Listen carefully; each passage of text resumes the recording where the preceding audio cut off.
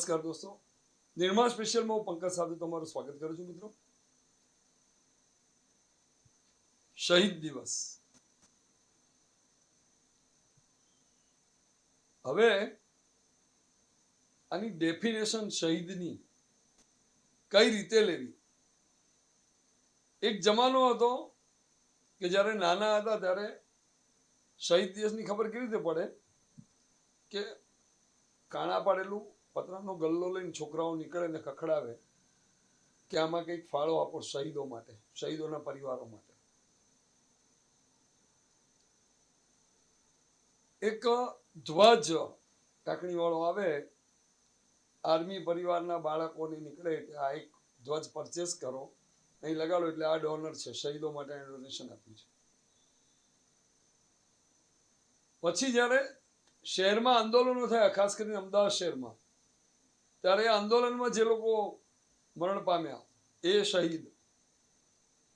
મા ગુજરાતના ભાગલા પડ્યા અને કિનારીવાલાનું સ્મારક છે આજે પણ, તો એ પણ શહીદની વ્યાખ્યામાં. અને બોર્ડર પર જે લડ્યા એ શહીદ, અંગ્રેજોની સામે જે લડ્યા એ શહીદ. આમ શહીદ તો શહીદ છે. સિસ્ટમની સામે લડ્યા શહીદ, બીજા દેશના સૈન્યની સામે લડ્યા એ શહીદ, વર્તમાન સમસ્યાઓ સામે ઝઝૂમતો ગોળી ખાધી એ શહીદ. સૌથી દુઃખદ આજે અમારી પાસે વાત એ છે કે જે લોકો બોર્ડર પર લડતા શહીદ થયા એના પરિવારોને હજુ સુધી જે લાભ શહીદોને મળવા જોઈએ નથી મળતા. એક નજર કરીએ એમની યાદો પર, એમની એ ખાંભીઓ પર, હજુ દુઃખથી ભરાઈ આવશે. શહીદોના સ્મારક જોઈ કવિની પંક્તિઓ મોઢે થઈ જાય છે. शहीदों की चिताओं पर लगेंगे हर बरस मेले, वतन पर मरने वालों का यही बाकी निशा होगा. आंखों में देखकर आंसू नील अंबर में खो गए, आघात सहकर दुश्मन का नींद में फिर सो गए. केसर घाटी में शत्रु ने कैसा खेल रचाया, हमारे सब शहीद आंसुओं में सो गए. આ તબક્કે શહીદોના આ સ્મારક અને એમના પરિવારનું દર્દ જોઈ હૈયું ફાટી જાય. પરિવારોએ જ્યારે પોતાના સ્વજનના આ મૃતદેહને પોતાના ઘરે લવાયો છે ત્યારે જે ગૌરવની લાગણી અનુભવી હશે કે અમારો લાલ છાતી પર ગોળી ખાઈને આવ્યો છે. મને મેઘાણી સાહેબની કવિતા યાદ આવે છે. રક્ત ટપકતી સો જોડી સમરાંગણથી આવે, કેસર વર્ણી સમર સેવિકા કોમલ સેજ બિછાવે, ઘાયલ મરતા મરતા રે માતને આઝાદી આપે, કોની વનિતા કોની માતા ભગીને ટોળે વળતી, શોણિત ભીના પતિસુત વીરની રણશૈયા પર લડતી, મુખથી ખમ્મા ખમ્મા કરતી માથે કર મીઠો ધરતી, થોક થોક લોક ઉમટતા રણ જોધા જોવાને, શાબાશીના શબ્દ બોલતા પ્રત્યેક ની પીછાને, નિજ ગૌરવ કેરે ગાને, જખમી જન જાગે અભિમાને. સૌ સૈનિકના વહાલા જનનો મળ્યો જ્યાં સુખ મેળો, છેવાડોને એકલવાયો અબોલ એક સુતેલો, અણ પૂછ્યો અણ પ્રીછેલો, કોઈનો અજાણ લાડીલો, એનું શિર ખોળામાં લેવા કોઈ જનેતા નાવી, એને સિંચલ તેલ કચોળા નવ કોઈની બહેની લાવી, કોઈના લાડક વાયાની ન કોઈએ ખબર પૂછાવી, ભાલે એને બચીઓ ભરતી લટો સુવાળી સૂતી, સન્મુખ ઝીલ્યા ઘાવો મહીથી ટપ ટપ છાતી ચૂતી, લોહીથી છાતી ચૂવે છે. સન્મુખ ઝીલ્યા ઘાવો મહીથી ટપ ટપ છાતી ચૂતી, કોઈનો લાડક વાયાની આંખડી અમૃત નીતરતી, કોઈના એ લાડક વાયાના લોચન લોલ ભીડાયા, લોચન ભીડાઈ ગયા છે. આખરની સ્મૃતિના બે આંસુ કપોળ પર ઠેરાયા, આતમ દીપક ઓલાયો, ઓષ્ટના ગુલાબ કરમાયા,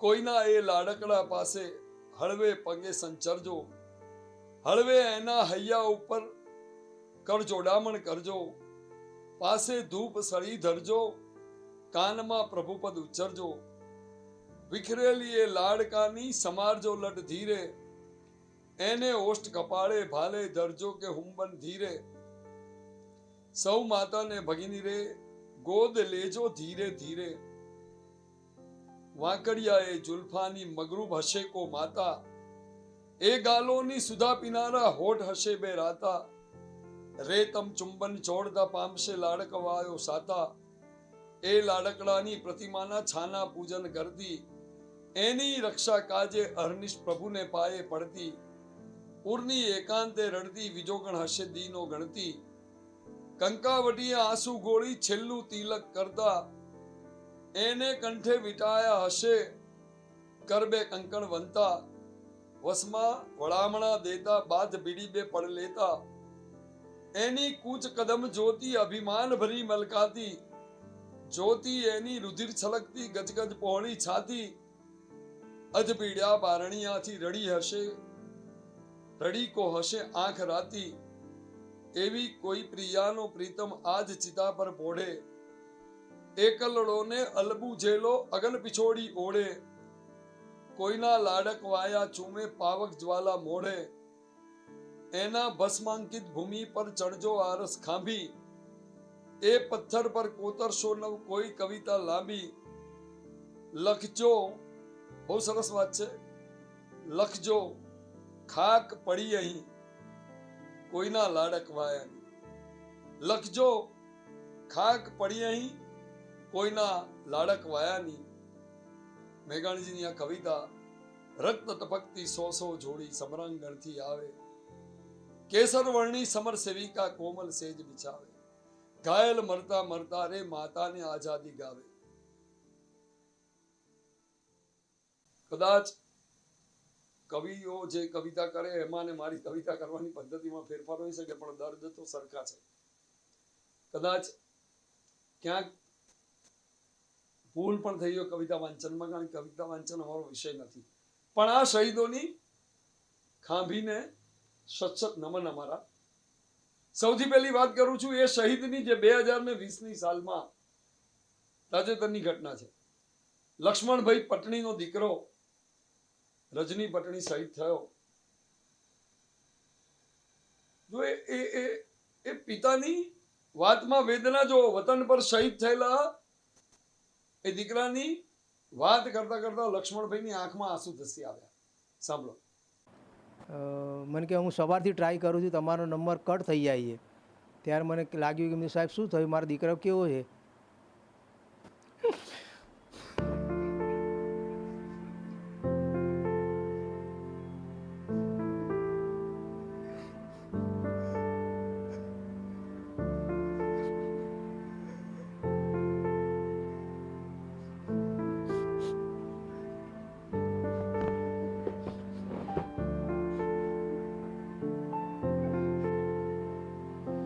वागे फ़ोन आया कि आपका लड़का जो रजनी से वो शहीद हो गया है.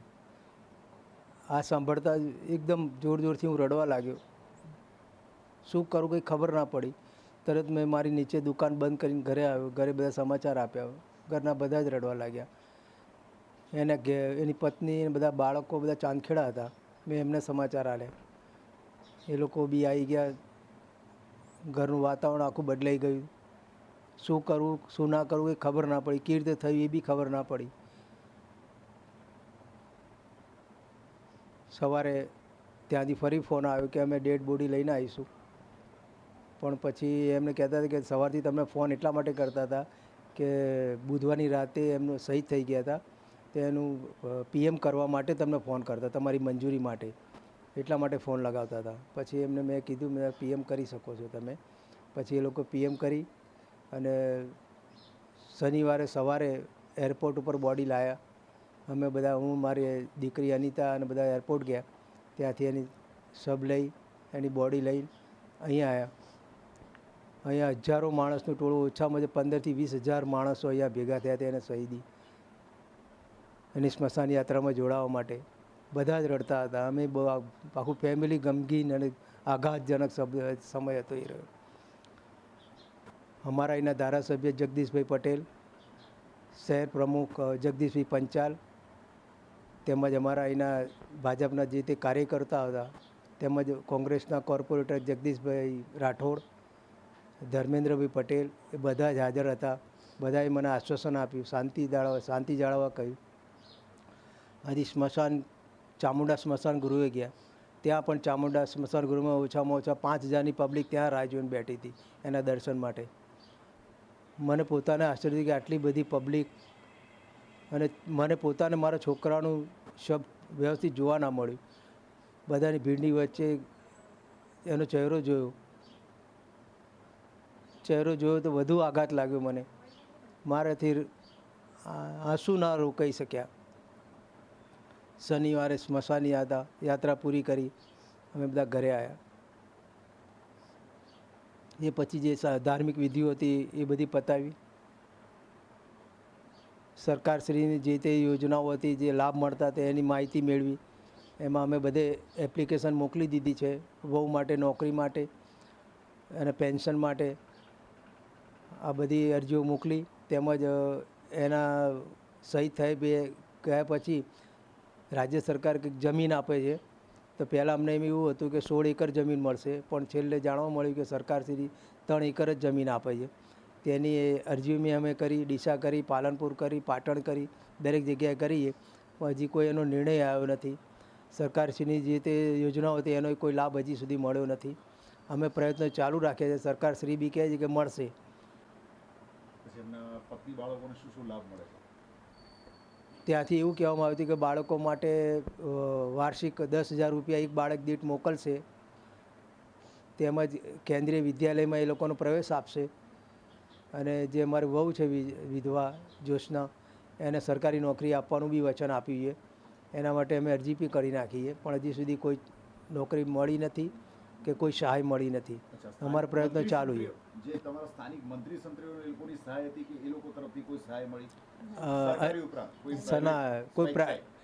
એમાં સ્વસ્તિક સંસ્થા જે છે સુરતની, સૈનિક, ત્યાંની એક સંસ્થા તરફથી અમને 1 લાખ રૂપિયાનો ચેક આપ્યો હતો. માત્ર એક જ સંસ્થા તરફ? હા, 1 લાખ રૂપિયાનો ચેક હતો. 50,000 વહુના માટે અને 50,000 મા બાપ માટે. ત્યાંની સંસ્થાએ સારો એવો સપોર્ટ કર્યો હતો આવીને. એના પછી બીજું કોઈ સરકારી લાભ અમને હજી સુધી મળ્યો નથી. હજી માંગણી ચાલુ જ છે. શહીદના પિતા તરીકે તમને શું લાગે છે કે આ લાભ કેટલો ત્વરિત મળવો જોઈએ? જે પરિવાર પારાવાર તકલીફમાં હોય એને માટે શું કહેવા માંગશો એક શહીદના પિતા તરીકે, માતા પિતા તરીકે? અમે એવું કહીશું કે શહીદ થયેલા પરિવારને તાત્કાલિક વળતર આપી જ દેવું જોઈએ. આમાં વિલંબ ના થવો જોઈએ. કેટલા મહિનાનો સમયગાળો થઈ ગયો? અત્યારે લગભગ 27 તારીખ આવશે, રાઈટ 7 મહિના થઈ જશે. હજી તમને શું લાગે કેટલો વિલંબ થઈ રહ્યો છે લોકોની વાતચીત પરથી કે તમે જ્યાં ટ્રાય કરી? હજી અમે એવું લાગે 6-1 મહિના તો નીકળી જ જશે હજી તો આ બધા લાભો મળતા. કેમ કે જ્યાં ત્યાં દોડવાનું છે એ અમે દોડી રહીએ છીએ. અને જે તે પૂછવાનું હોય, ધારાસભ્યોને પૂછવાનું, તમે એમનું માર્ગદર્શન હેઠળ પૂછીએ છીએ કે ભાઈ આ વસ્તુ કરવી છે કે નહીં. એ લોકો કહે છે કે ભાઈ તમે પ્રયત્ન કરી રાખો કે તમને લાભ મળશે જ. પારાવાર જે ફેમિલીજનો છે, પરિવારજનો જે તકલીફમાંથી ગુજરી રહ્યા છે, તો કઈ રીતે લોકોનું ઘર ગુજરાન ચાલે? મા બાપ હોય કે એમના પત્ની બાળક હોય, કઈ રીતે ઘર ગુજરાન અત્યારે ચલાવી રહ્યા છે? અત્યારે તો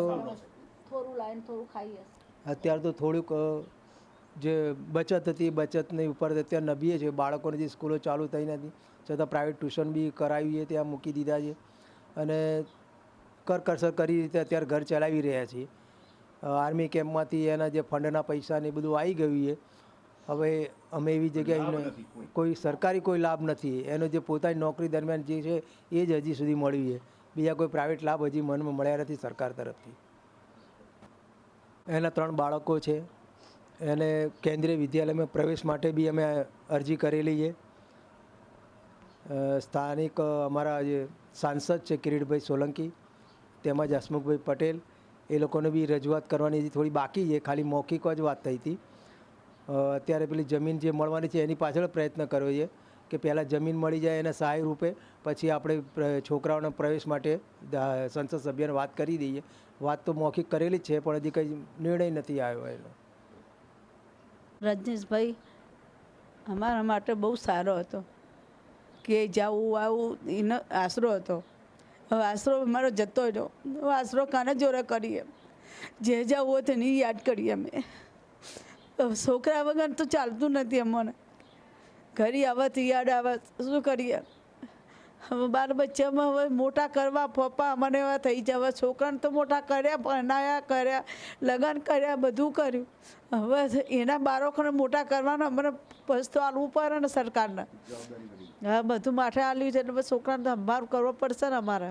અને એક તરફ આનંદ પણ છે કે ભાઈ શહીદ થયો છે. શહીદ થઈ ગયો પછી સરકારી કેટલે વિલંબિત કરે છે એના કામ. પણ સરકાર શું કરે છે એ અમને ખબર નહીં. હવે સરકારને તો કોઈ બી કરવું તો પડશે ને બાળકો માટે. લક્ષ્મણભાઈ સમયાંતરે કેટલા ધક્કા ખાવા પડે સરકારી હવે કચેરીઓ માટે? હવે ધક્કા તો ખાઈએ છીએ. હવે શું કરીએ. હવે ક્યાં એમ કરીએ છોકરા ચેમ મોટા કરવાના, ચેમ જોવાનું, શું કરવાનું. જે મળવાનું તો મળ્યું નહીં હજી સરકારમાંથી. હવે મળશે ક્યારે મળશે એ ખબર નહીં. હવે અમે લાટ જોઈને બેઠા છીએ. હવે બાળકોને મોટા કરવા માટે તો સરકારને આલવું પડે. આલે તો વહેલું આલે તો મને કામ આવે ભણાવવા માટે, આ જોવા માટે. કોઈ છોકરાને લાવવું મૂકવું હોય તો ફાવે ને. હવે સરકારે હજી આલ્યું નહીં કશું. દુઃખની લાગણી એ છે કે મારો ભાઈ દેશ માટે શહીદ થયો તે તો અમને બરો અભિમાન સારો રહ્યો.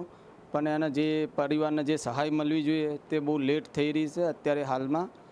અને એને જે ભાભીને નોકરી મળવાની પણ વાત કરી એ વખતે શહીદ થયા તે વખત, તે હજુ સુધી મળી નથી નોકરી. અને ઘણી એવી બાબતો છે જમીન બાબતની ને તે જમીન આપવાની કીધી એ પણ ઝડપી થઈ નહીં રહી.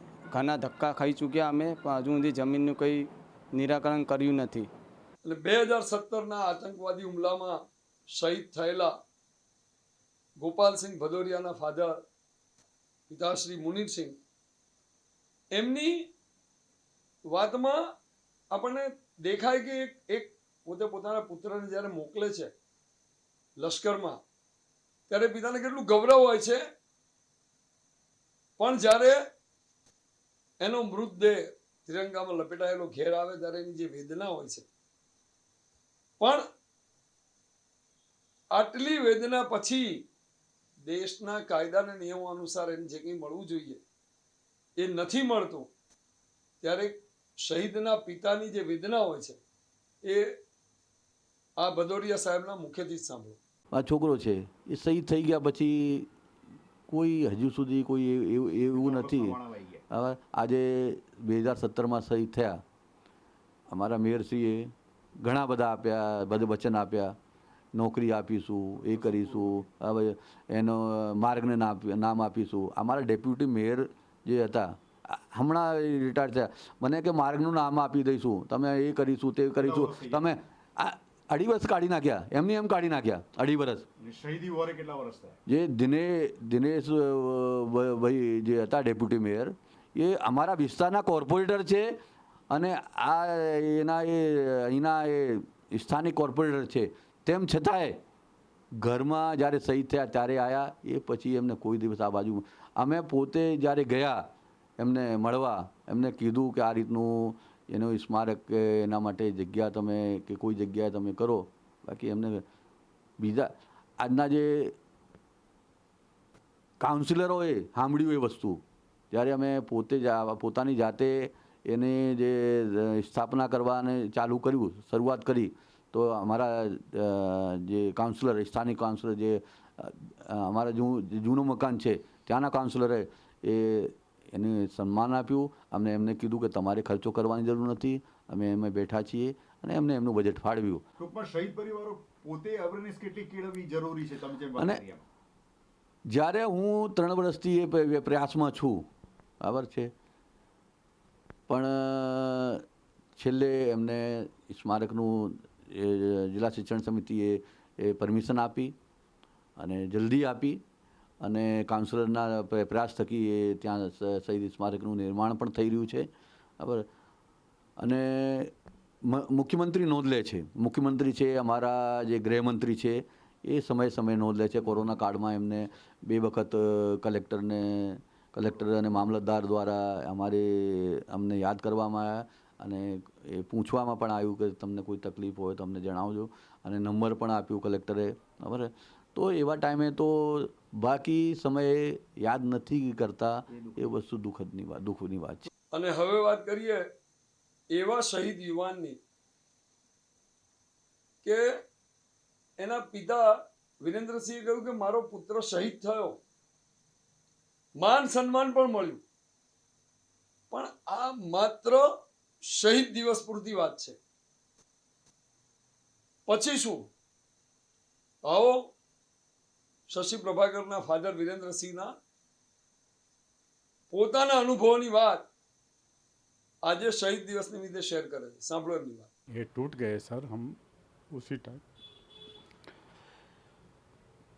और यहाँ जो है वो हमको मतलब ये उनसे कुछ हमारी डिमांड नहीं है, राजनेता जो है उनसे कुछ डिमांड नहीं है, लेकिन बरस में या 12 महीने में 1-2 बार खाली जो है यहाँ आ जावे, वही हमारी कामना रहती है कि वो हमारे घाव जो है उस पर मलहम लगे वो लोग. लेकिन उन लोगों की राजनेता लोगों की परी नहीं होती है उन लोगों को, लेकिन उनको मालूम होना चाहिए कि हम किसके सुरक्षा से यहाँ निश्चिंत होकर कुर्सी पर बैठे हैं.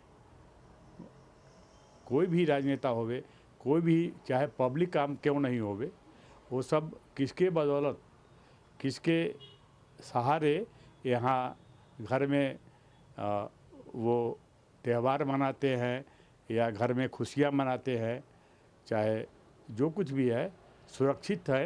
किसके भरोसे, वो इन लोगों की उतनी कदर नहीं है. કૂપવાડાનો એ આતંકવાદી હુમલો આપણે કેમ વિસરીએ? જ્યારે અમદાવાદમાં ઋષિકેશ રામાણીને લાવવામાં આવ્યો, આખા અમદાવાદીઓને ખબર છે, તમામ અખબાર પત્રોના મુખપૃષ્ઠ પર આ ઋષિકેશ રામાણીની કથા હતી. પણ કેટલાક શહીદના પિતા એવા પણ છે કે દેશ માટે મારો પુત્ર શહીદ થયો છે. બીજા યુવાનોને જો પ્રેરણા લેવી હોય, બીજા યુવાનોને જવું હોય દેશ માટે શહીદ થવા, માર્ગ સૂઝતો ના હોય, 100 સલામ છે નિર્મા સ્પેશિયલની વલ્લભભાઈ રામાણીને કે એમણે એક સેન્ટર શરૂ કર્યું યુવાનોને કઈ રીતે આર્મીમાં જવું એના માટે. એની વીરગતિ બાદ અમને એક કલ્પના આવી કે ગુજરાતના લોકો યુવાનો બહુ ઓછામાં ઓછા ડિફેન્સ ફોર્સિસમાં જતા હોય છે, તો શા માટે આપણે એમને એન્કરેજ ના કરવા. એટલે એક મેજર ઋષિકેશ રામાણી મેમોરિયલ ટ્રસ્ટની અમે સ્થાપના કરી છે, અને આ સ્થાન ઉપર અમે એક નાનું મ્યુઝિયમ પણ બનાવેલું છે. ઋષિકેશના યુનિફોર્મ વગેરે એની જે યાદગીરીમાં બધી વસ્તુઓ અહીંયા સાચવીને રાખી છે.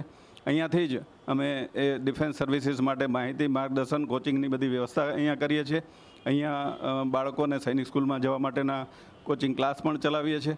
એક શહાદત પછી અમદાવાદ મ્યુનિસિપલ કોર્પોરેશને એક મ્યુનિસિપાલિટીની પ્રાથમિક શાળાનું નામ ઋષિકેશ રામાણી આપવામાં આવ્યું છે, એની બાપુનગરની. અમે એ શાળાને પણ એડોપ્ટ કરી છે, અને એ શાળાના બાળકો સાથે વર્ષ દરમિયાન વ્યક્તિત્વ વિકાસના અનેકવિધ કાર્યક્રમો કરીએ છીએ. બાળકોની વ્યક્તિત્વ વિકાસ શિબિરો કરીએ છીએ, બાળકોને શૈક્ષણિક પ્રવાસમાં લઈ જઈએ છીએ, બાળકોને જે કંઈ વસ્તુની આવશ્યકતા હોય, નોટબુક, ચોપડા, દફતર વગેરે અમે પ્રોવાઈડ કરીએ છીએ. સ્કૂલ સાથેના જે કંઈ ઇવેન્ટ્સ હોય એ બધા સ્પોન્સર કરીએ છીએ. લોજિસ્ટિક જે કંઈ જરૂરિયાત હોય સ્કૂલની એ પણ પ્રોવાઈડ કરવાનો પ્રયત્ન કરીએ છીએ. આ માધ્યમથી અમે બાળકોને પ્રથમથી જ, કારણ કે આ જે રાષ્ટ્રભક્તિનો જે સંસ્કાર સિંચન જે બાળપણથી જે થશે એ કદાચ મોટા થઈને નથી થતું. શહીદ પરિવાર તરીકે અમે તો ગર્વ અનુભવીએ છીએ. સમાજ પણ ખૂબ સારું સન્માન કરે છે. વિવિધ સંસ્થાઓ દ્વારા ઘણી વખત ખૂબ મોટા કાર્યક્રમો થાય છે, અમને બોલાવવામાં આવે છે, ખૂબ સન્માન કરવામાં આવે છે.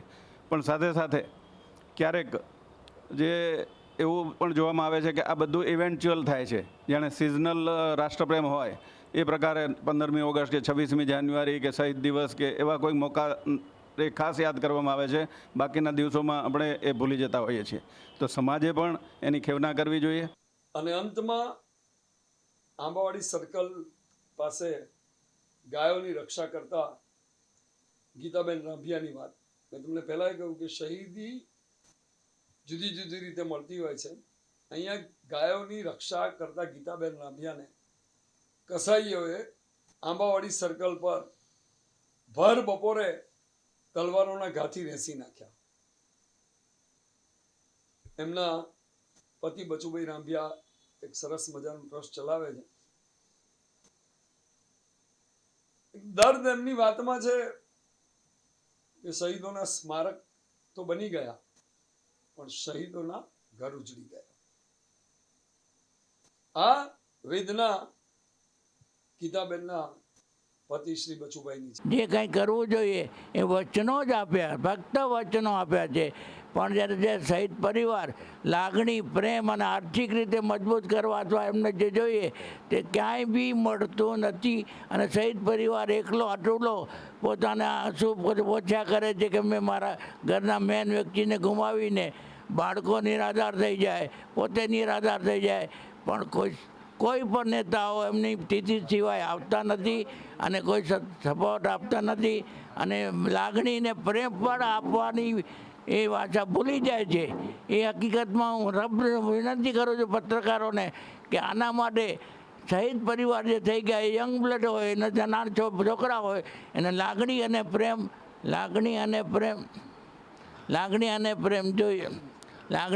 પ્રેમ જોઈએ અને આપવો. એ નેતાઓની ફક્ત તિથિએ ઉજવવાનું અને વાયદા કરવાના કે હું આપીશ. હજી સુધી અમને કેટલાય વાયદા થયા પણ એકે વાયદો કોઈ રાજકીય નેતાએ પૂરું પાડ્યું નથી. મારે છેલ્લે એક રજૂઆત કરવી છે અને જનતાને વિનંતી કરવી છે કે શહીદોના ઘર ઉજળી જાય છે અને સ્મારકો બને છે, બાકી શહીદો માટે 0, 0 અને 0 જોઈએ છે. અને સ્મારકોની જાળવણી વિશે શું? સ્મારકોની જાળવણી પણ શહીદ પરિવારને જ કરવી પડે છે. નેતાઓ ખાલી એના તિથિ પ્રમાણે પોતાની પબ્લિસિટી માટે ઉપયોગ કરે છે, બાકી શહીદોના પરિવારને લાગણી અને ભાવના કોઈની હોતી નથી. છતાંય એ મેરે વતન કે લોગો આંખ में भर लो पानी, जो शहीद हुए उनकी याद करो कुर्बानी. જે કોઈ પણ આપણા દેશ માટે શહીદ થયેલા યુવાનો છે એ સૌ શહીદોને નિર્માણ સ્પેશિયલના સત વંદન. ફરી મળીશું આવતા સપ્તાહે. ત્યાં સુધી મને પંકજ સાધુને રજા આપશો. આવજો.